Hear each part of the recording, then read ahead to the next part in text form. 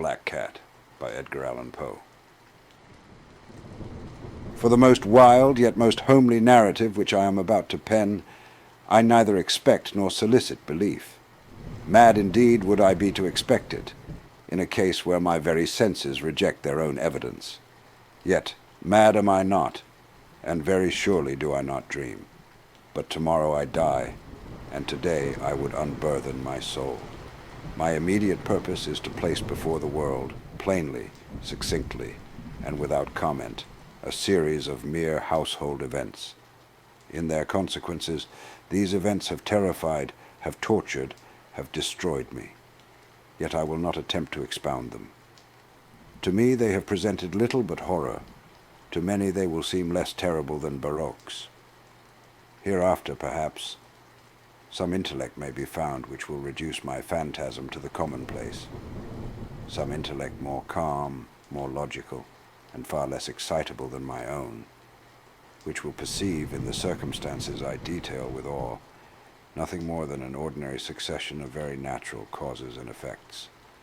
From my infancy I was noted for the docility and humanity of my disposition. My tenderness of heart was even so conspicuous as to make me the jest of my companions. I was especially fond of animals, and was indulged by my parents with a great variety of pets.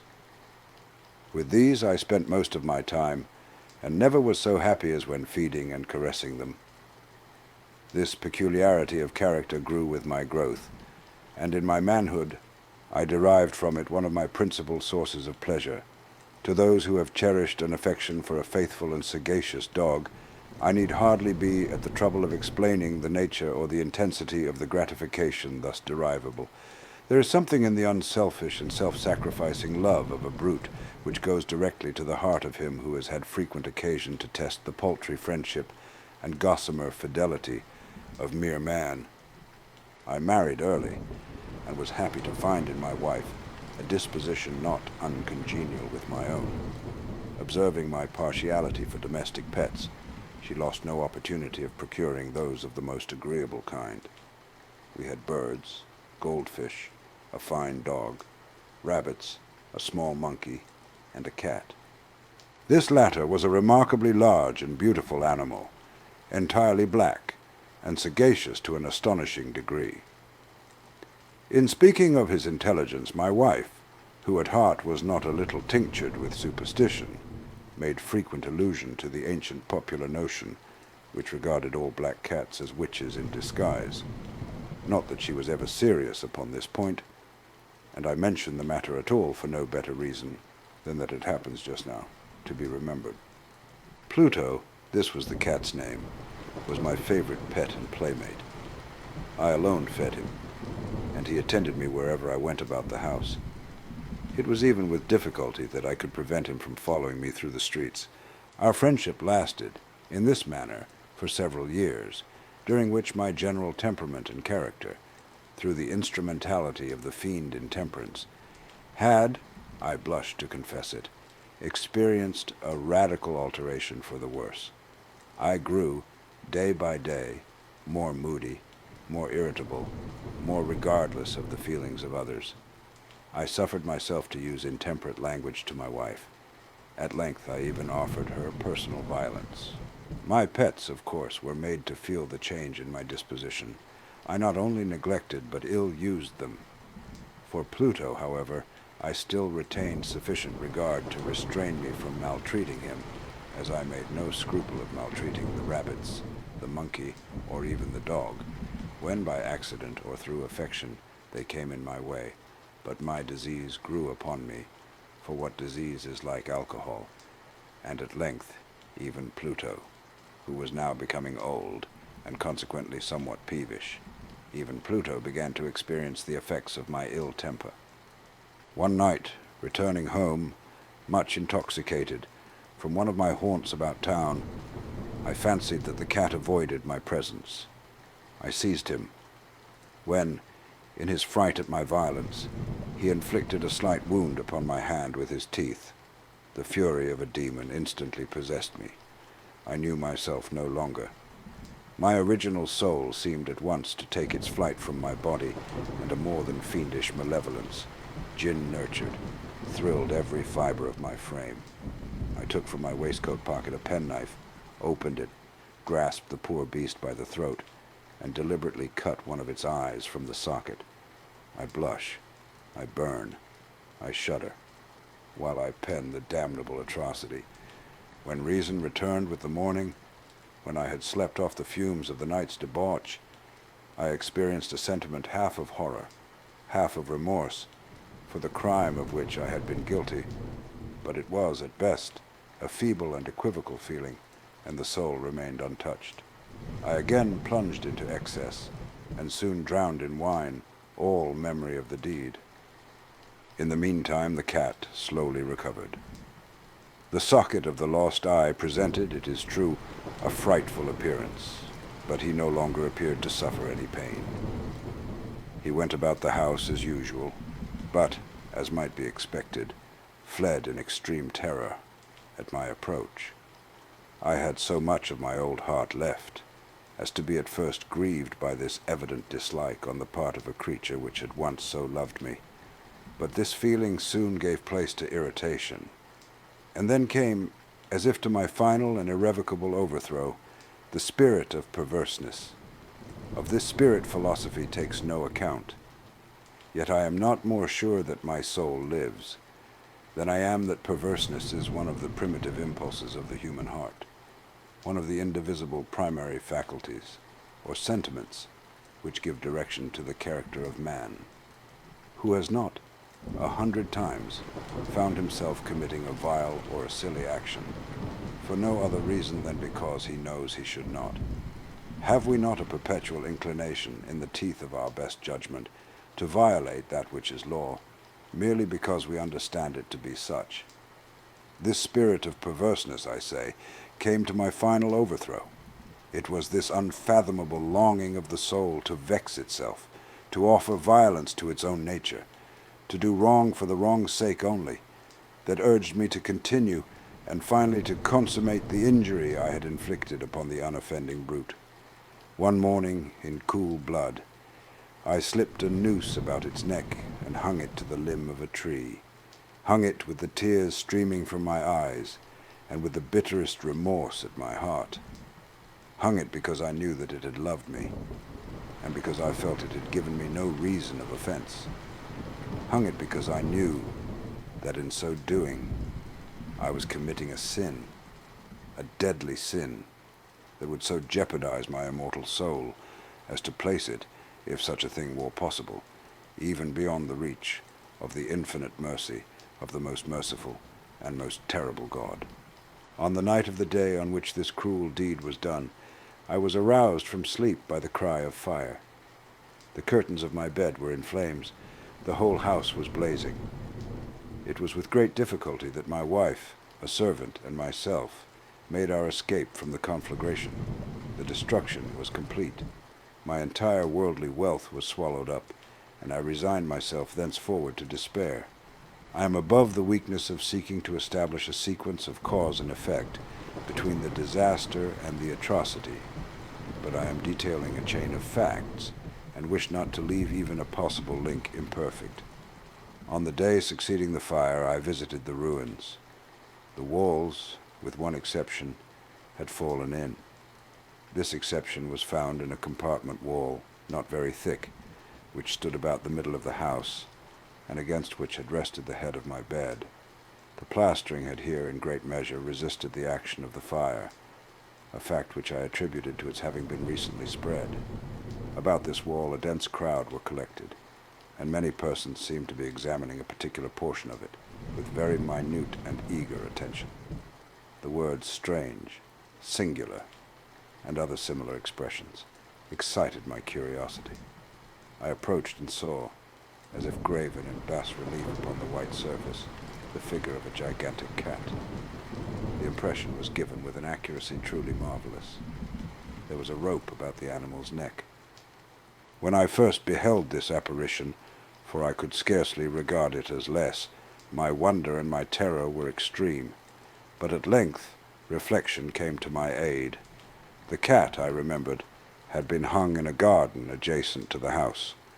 Upon the alarm of fire, this garden had been immediately filled by the crowd, by some one of whom the animal must have been cut from the tree and thrown, through an open window, into my chamber. This had probably been done with the view of arousing me from sleep. The falling of other walls had compressed the victim of my cruelty into the substance of the freshly spread plaster, the lime of which, with the flames and the ammonia from the carcass, had then accomplished the portraiture as I saw it.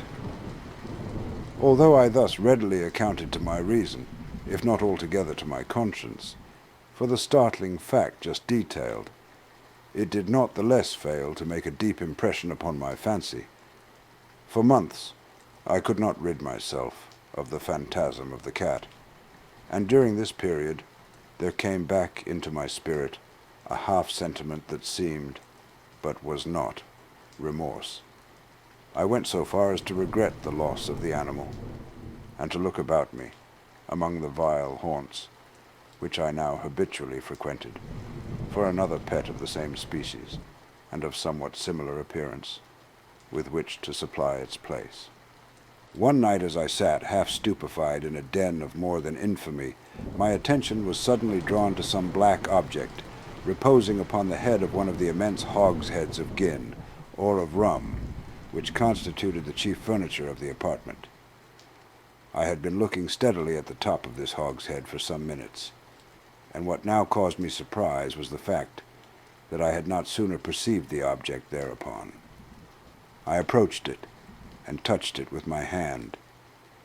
It was a black cat, a very large one, fully as large as Pluto, and closely resembling him in every respect but one.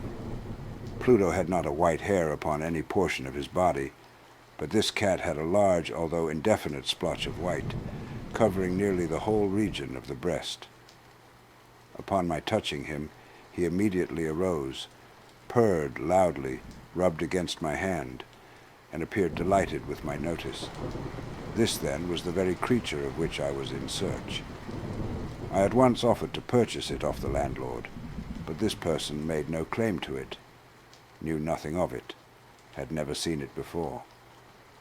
I continued my caresses, and when I prepared to go home, the animal evinced a disposition to accompany me. I permitted it to do so, occasionally stooping and patting it as I proceeded. When it reached the house, it domesticated itself at once, and became immediately a great favorite with my wife. For my own part, I soon found a dislike to it arising within me. This was just the reverse of what I had anticipated, but I know not how or why it was. Its evident fondness for myself rather disgusted and annoyed. By slow degrees, these feelings of disgust and annoyance rose into the bitterness of hatred. I avoided the creature, a certain sense of shame, and the remembrance of my former deed of cruelty, preventing me from physically abusing it. I did not for some weeks strike or otherwise violently ill-use it, but gradually, very gradually, I came to look upon it with unutterable loathing, and to flee silently from its odious presence, as from the breath of a pestilence. What added no doubt to my hatred of the beast was the discovery, on the morning after I brought it home, that, like Pluto, it also had been deprived of one of its eyes. This circumstance, however, only endeared it to my wife, who, as I have already said, possessed in a high degree that humanity of feeling which had once been my distinguishing trait, and the source of many of my simplest and purest pleasures. With my aversion to this cat, however, its partiality for myself seemed to increase. It followed my footsteps with a pertinacity which it would be difficult to make the reader comprehend. Whenever I sat, it would crouch beneath my chair, or spring upon my knees, covering me with its loathsome caresses. If I arose to walk, it would get between my feet, and thus nearly throw me down, or, fastening its long and sharp claws in my dress, clamber in this manner to my breast. At such times, although I longed to destroy it with a blow, I was yet withheld from so doing, partly by a memory of my former crime, but chiefly, let me confess it at once, by absolute dread of the beast. This dread was not exactly a dread of physical evil, and yet I should be at a loss how otherwise to define it. I am almost ashamed to own, yes, even in this felon's cell, I am almost ashamed to own, that the terror and horror with which the animal inspired me had been heightened by one of the merest chimeras it would be possible to conceive. My wife had called my attention, more than once, to the character of the mark of white hair, of which I have spoken, and which constituted the sole visible difference between the strange beast and the one I had destroyed. The reader will remember that this mark, although large, had been originally very indefinite, but by slow degrees nearly imperceptible, and which for a long time my reason struggled to reject as fanciful, it had at length assumed a rigorous distinctness of outline. It was now the representation of an object that I shudder to name, and for this above all I loathed and dreaded, and would have rid myself of the monster had I dared. It was now, I say, the image of a hideous, of a ghastly thing, of the gallows, O mournful and terrible engine of horror and of crime, of agony and of death. And now was I indeed wretched beyond the wretchedness of mere humanity, and a brute beast, whose fellow I had contemptuously destroyed, a brute beast to work out for me a man, fashioned in the image of the high God, so much of insufferable woe. Alas, neither by day nor by night knew I the blessing of rest any more. During the former, the creature left me no moment alone, and in the latter I started hourly from dreams of unutterable fear, to find the hot breath of the thing upon my face, and its vast weight, an incarnate nightmare that I had no power to shake off, incumbent eternally upon my heart. Beneath the pressure of torments such as these, the feeble remnant of the good within me succumbed. Evil thoughts became my sole intimates, the darkest and most evil of thoughts. The moodiness of my usual temper increased to hatred of all things and of all mankind, while from the sudden, frequent, and ungovernable outbursts of a fury to which I now blindly abandoned myself, my uncomplaining wife, alas, was the most usual and the most patient of sufferers. One day she accompanied me, upon some household errand, into the cellar of the old building which our poverty compelled us to inhabit. The cat followed me down the steep stairs, and nearly throwing me headlong exasperated me to madness. Uplifting an axe and forgetting in my wrath the childish dread which had hitherto stayed my hand, I aimed a blow at the animal which of course would have proved instantly fatal, had it descended as I wished. But this blow was arrested by the hand of my wife. Goaded by the interference into a rage more than demoniacal, I withdrew my arm from her grasp and buried the axe in her brain. She fell dead upon the spot, without a groan. This hideous murder accomplished, I set myself forthwith, and with entire deliberation, to the task of concealing the body. I knew that I could not remove it from the house, either by day or by night, without the risk of being observed by the neighbors. Many projects entered my mind. At one period I thought of cutting the corpse into minute fragments and destroying them by fire.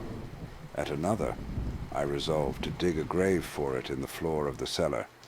Again, I deliberated about casting it in the well in the yard, about packing it in a box, as if merchandise with the usual arrangements, and so getting a porter to take it from the house. Finally, I hit upon what I considered a far better expedient than either of these. I determined to wall it up in the cellar, as the monks of the Middle Ages are recorded to have walled up their victims. For a purpose such as this, the cellar was well adapted. Its walls were loosely constructed, and had lately been plastered throughout with a rough plaster, which the dampness of the atmosphere had prevented from hardening. Moreover, in one of the walls was a projection caused by a false chimney, or fireplace, that had been filled up and made to resemble the red of the cellar. I made no doubt that I could readily displace the bricks at this point, insert the corpse, and wall the whole up as before, so that no eye could detect anything suspicious. and in this calculation I was not deceived. By means of a crowbar, I easily dislodged the bricks, and having carefully deposited the body against the inner wall, I propped it in that position, while, with little trouble, I relaid the whole structure as it originally stood. Having procured mortar, sand, and hair, with every possible precaution, I prepared a plaster which could not be distinguished from the old, and with this I very carefully went over the new brickwork. When I had finished, I felt satisfied that all was right. The wall did not present the slightest appearance of having been disturbed. The rubbish on the floor was picked up with the minutest care.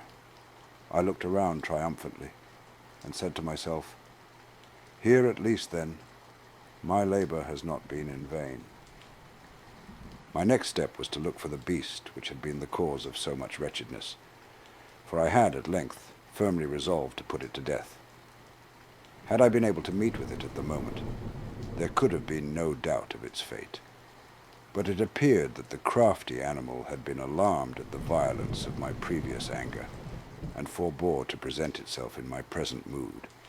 It is impossible to describe, or to imagine, the deep, the blissful sense of relief which the absence of the detested creature occasioned in my bosom. It did not make its appearance during the night, and thus, for one night at least, since its introduction into the house, I soundly and tranquilly slept. I slept even with the burden of murder upon my soul. The second and the third day passed, and still my tormentor came not. Once again I breathed as a freeman. The monster, in terror, had fled the premises forever. I should behold it no more. My happiness was supreme. The guilt of my dark deed disturbed me but little. Some few inquiries had been made, but these had been readily answered. Even a search had been instituted, but of course nothing was to be discovered. I looked upon my future felicity as secured. Upon the fourth day of the assassination, a party of the police came, very unexpectedly, into the house, and proceeded again to make rigorous investigation of the premises. Secure, however, in the inscrutability of my place of concealment, I felt no embarrassment whatever. The officers bade me accompany them in their search. They left no nook or corner unexplored. At length, for the third or fourth time, they descended into the cellar. I quivered not in a muscle. My heart beat calmly, as that of one who slumbers in innocence. I walked the cellar from end to end. I folded my arms upon my bosom, and roamed easily to and fro. The police were thoroughly satisfied, and prepared to depart. The glee at my heart was too strong to be restrained. I burned to say, if but one word, by way of triumph, and to render doubly sure their assurance of my guiltlessness. "Gentlemen," I said at last, as the party ascended the steps, "I delight to have allayed your suspicions. I wish you all health, and a little more courtesy. By the by, gentlemen, this is a very well-constructed house." In the rabid desire to say something easily, I scarcely knew what I uttered at all. "I may say an excellently well-constructed house. These walls, are you going, gentlemen? These walls are solidly put together." And here, through the mere frenzy of bravado, I rapped heavily, with a cane which I held in my hand, upon that very portion of the brickwork, behind which stood the corpse of the wife of my bosom. But may God shield and deliver me from the fangs of the arch-fiend.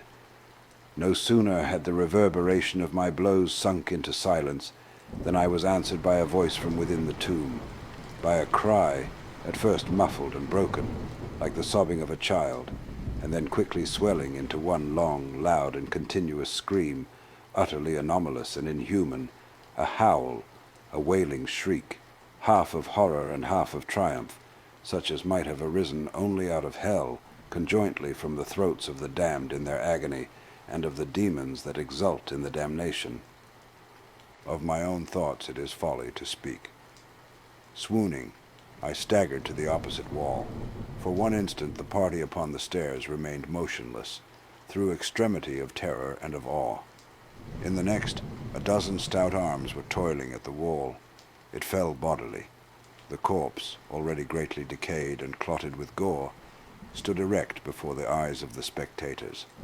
Upon its head, with red extended mouth and solitary eye of fire, sat the hideous beast whose craft had seduced me into murder, and whose informing voice had consigned me to the hangman. I had walled the monster up within the tomb,